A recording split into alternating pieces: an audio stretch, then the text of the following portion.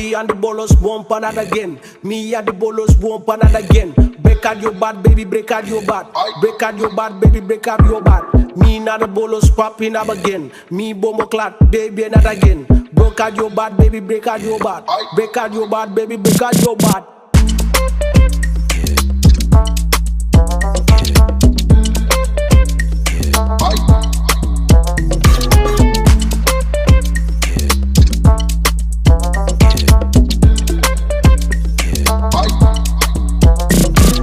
Jaron Boots Ennis will be fighting U.S. Alimas on October 11th.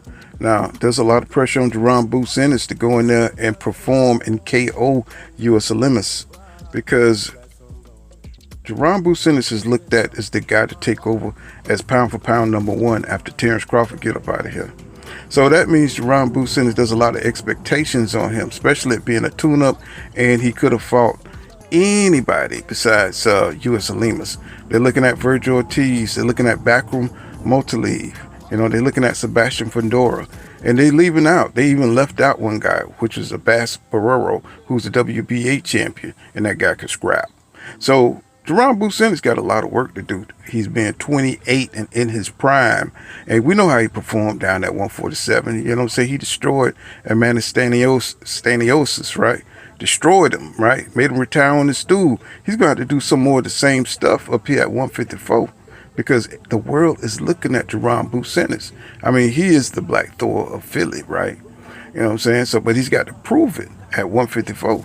So, there's a lot of people that say he's a ducker, Brian Norman Sr. Don't think that Jaron Boots Ennis want that smoke like that. A lot of people are saying that Jaron Boots Ennis is just like Gervonta Tank Davis.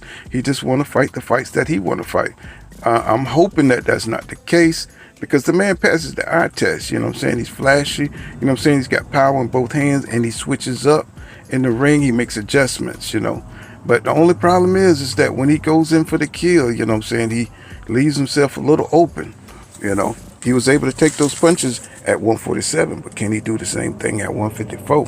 And maybe that's why he's taking a tune-up, so he can get himself acclimated.